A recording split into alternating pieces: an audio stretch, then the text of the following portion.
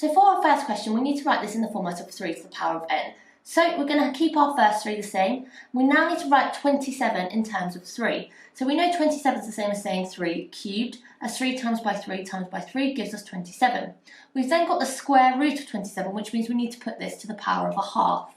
So our first step is to just multiply these two out. So we're going to get 3, which we can just write as 3 to the power of 1, multiplied by, and then we've got 3 times by 1/2, which gives us 3 over 2. So we're going to have 3 to the power of 3 over 2. All we now need to do, when we've got the same base and we've got powers and we're multiplying, is add those two powers. So we're left with 3 to the power of 1 plus 3 over 2, which just gives us 3 to the power of 5 over 2.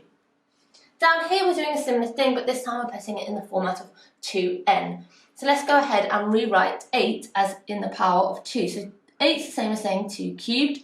We've then got that to the power of 4.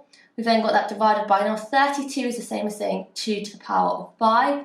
And that's to the power then of 2 over 5. So let's go ahead and just simplify this a bit. So we've got 2 to the power of 3 all to the power of 4. So we can just multiply those two powers to get 2 to the power of 3 times by 4, which is just 12.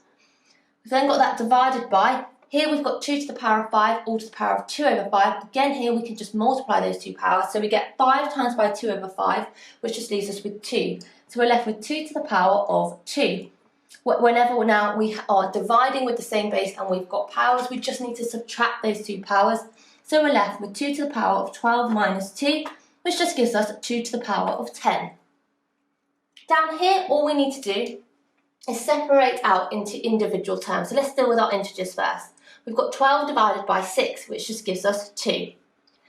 Now let's look at our x's. We've got x to the power of 7 divided by x to the power of 2. So we just need to subtract those two. 7 minus 2 gives us 5.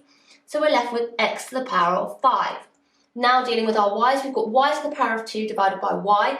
We can just say y is the same as y to the power of 1. Now when we're dividing with the same base, all we have to do is subtract the two powers. We get 2 minus 1, which just leaves us with 1. So we're left with y to the power of 1, or we can just keep that as y.